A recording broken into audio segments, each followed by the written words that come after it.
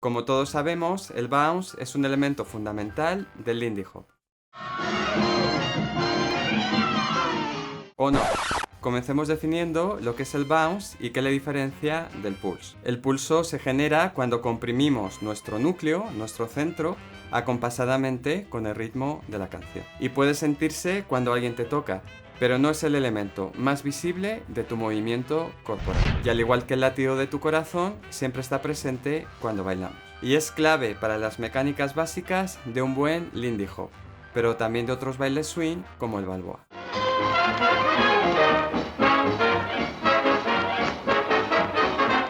Se consigue al dejar que la caja torácica y las caderas se aflojen suavemente desde tu centro hacia el suelo. Si la canción es lenta, sentirás este pulso, este ritmo interno de tu baile más en la zona de las caderas.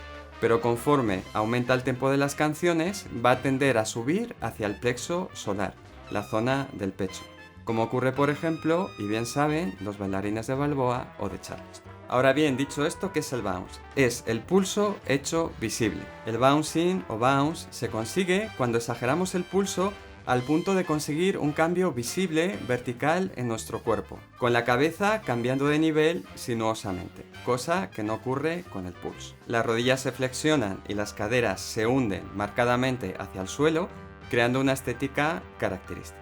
El elemento clave es que el bounce es visible y evidente. Todo tu cuerpo se hunde hacia el suelo y recupera luego la posición. Y después de esta chapa teórica y definidos los conceptos, podemos afirmar, contra pronóstico, que es falso que el Lindy Hop deba poseer bounce. Porque el Lindy Hop no es un baile latino y cuanto más rápido nos movamos, menos tiempo tendremos para ejecutar un bounce profundo. Lo que sí que es recomendable es no perder nunca el pulse, que podemos entender como un bounce muy sutil que no enfatiza el movimiento corporal vertical, sino el horizontal. Algo de lo que vamos a hablar un poco después. Y para apoyar mis argumentos, invoco a los bailarines clásicos. Comencemos en un lado del espectro, por los bailarines del sur de California de los años 40, particularmente Dean Collins y sus discípulos. Es un estilo que, al igual que el balboa, se considera suave o smooth, porque no existe un cambio vertical perceptible, o al menos no evidente, en la altura de las cabezas mientras bailan. Ahora bien, como ya hemos explicado en el vídeo de Dean Collins, dejo aquí el enlace, la técnica de estos bailarines no consistía en suprimir el bounce, sino en su control en forma de pulse. Una técnica más difícil de dominar porque implica constreñir el pulse a la parte inferior del cuerpo.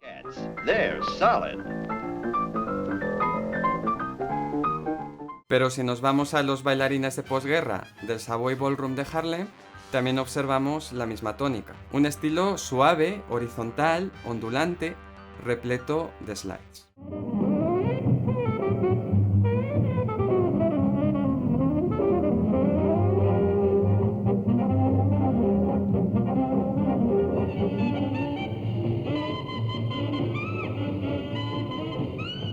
Y con esto podemos empezar a ver que en el metraje que nos han legado los bailarines originales, aunque quizás no describa todo lo que ocurría en los bailes sociales de la época, no encontramos nada comparable al concepto moderno de bouncing, entendido como el hundimiento visible, regular y deliberado de las caderas hacia el suelo, enfatizando el plano vertical mientras se baila. Siguiendo con extremos, podemos poner también el ejemplo de bailarines de tercera generación del Savoy Ballroom, como Sonny Allen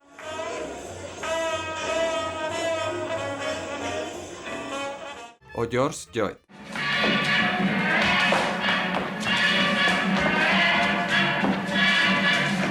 En las jams y bailes sociales de The Spirit Moves, del Savoy de posguerra, podemos ver que los bailarines también son suaves en el sentido de que no permiten que su torso rebote arriba y abajo mientras se pavonea. Pero si nos fijamos en sus pies, particularmente en los de los líderes, podremos ver el pulso fluir a través de sus pies y rodillas, a la manera de un bombeo controlado.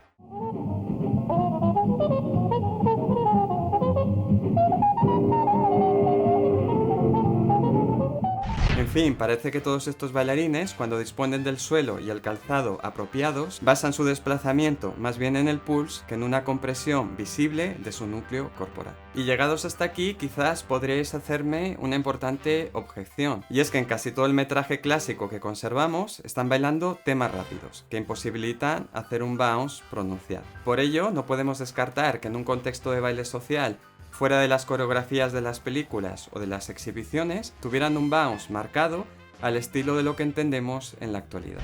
Pero de nuevo, vengo bien preparado. Y aunque no conservamos muchos ejemplos de bailes de tempo medio y lento en los bailarines clásicos, sí que han llegado hasta nosotros algunas muestras muy elocuentes. Empecemos por el ejemplo más antiguo, Sunday Sinners del año 1940. Como vemos, estos jóvenes bailarines afroamericanos están enfatizando el movimiento en el plano horizontal, característico de la música swing, como vamos a ver en un momento, y aun pudiendo hacerlo, no se molestan en rebotar como conejos hacia el suelo.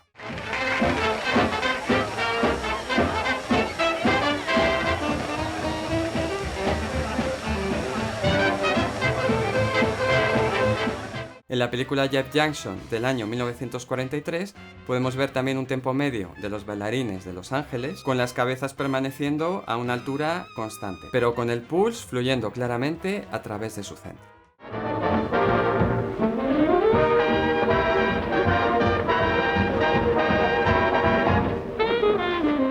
Un ejemplo muy curioso lo tenemos en la película de 1946 Till the End of Time, una coreografía que al parecer armó Dean Collins para 2 actores. Es posible que este sea el ejemplo de baile lindy hop más lento que conservamos del periodo, y debió preverse así para que a los actores no les resultase demasiado complicado aprender el baile para la escena.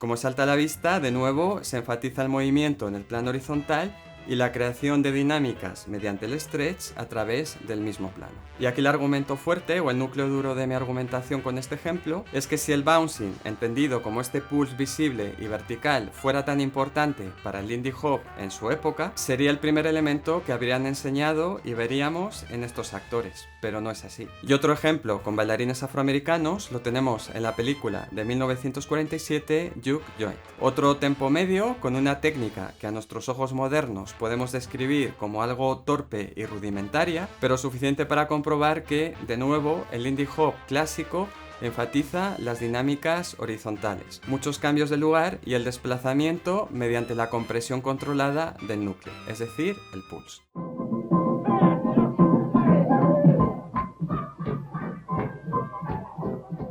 Y el ejemplo más extremo de baile lento, aunque en esta época lo consideramos un baile aparte, el blues, es en la jam de baile blues de The Spirit Moves.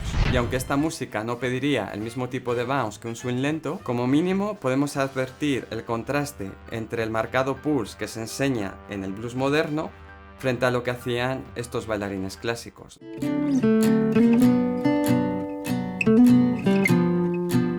No parecen tan interesados en moverse de arriba y abajo como en pegarse a su pareja. ¿Por qué entonces muchos bailarines modernos asociamos el bounce con el lindy hop? Mientras que el pulse debe estar presente y sí que formaba parte del lindy hop clásico, como hemos visto, el bounce debió inventarse como una herramienta pedagógica para ayudar a los alumnos a acompasarse con el ritmo. Con el tiempo se ha exagerado su importancia al punto de que hay mucha gente que no concibe el lindy hop sin esta especie de rebote regular y mecánico con independencia de la canción. Y como no aspiro a ser más que la voz que clama en el desierto y el bounce ha venido para quedarse, vamos a hablar de algunas de sus ventajas, que también las tiene. Como ya hemos dicho, es una buena herramienta de aprendizaje para ayudar a los novatos a seguir el ritmo. Además implica activar el núcleo corporal antes de iniciar el movimiento, algo sumamente importante. Otra ventaja es que favorece el baile por reconocimiento de patrones. Cuando se baila música lenta es fácil sincronizarse con la pareja simplemente a través de este bounce visible y deliberado. Pudiendo reconocer el dibujo de algunas de las figuras más importantes y anticiparnos a las intenciones de nuestra pareja. Aunque como hemos dicho, esto solo es posible con música lenta, y a la larga puede suponer un deterioro en las técnicas de conexión y freno. Otro factor que ha hipertrofiado la importancia de este bounce en los tiempos modernos han sido los bailes en la calle o con zapatillas de goma. Al bailar con suelos lentos o con calzados lentos, se enfatiza de nuevo la importancia del movimiento vertical, ya que no es posible fluir rápidamente en el plano horizontal. Dicho esto, y vaya por delante que muchos hemos pasado por la fase del conejo saltarín, el bounce tiene también importantes desventajas. Primero, respecto a la musicalidad. Bailar siempre con bouncing implica que no estás escuchando a la música. Resulta limitante porque produce bailarines idénticos con movimientos robóticos, subiendo y bajando al unísono con el mismo ritmo. Además, como ya hemos mencionado a Abuela Pluma antes, los principiantes ponen tanto énfasis en mantener su bounce que pierden la capacidad de realizar en pareja movimientos más rápidos y conectados.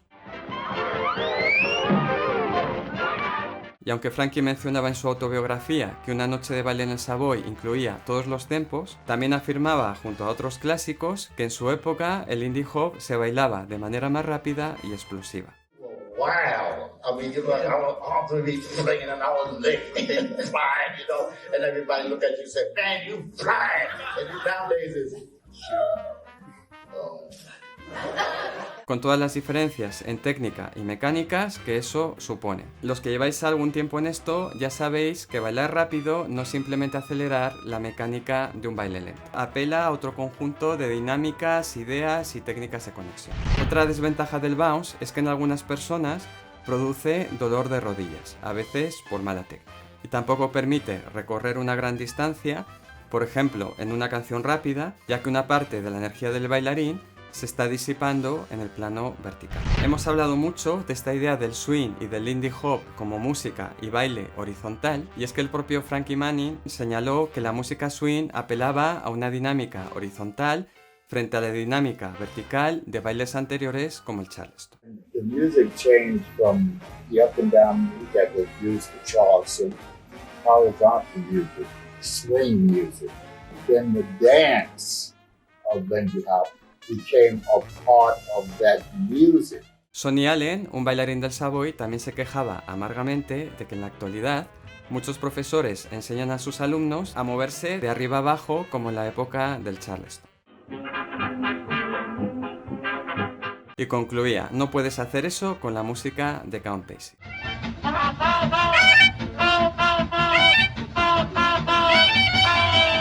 Hay que bailar más horizontalmente, sobre el suelo, pero no hacia el suelo. Por fortuna, existe un modo de conciliar las mecánicas del indie hop clásico con la idea moderna de bounce, y es el groove.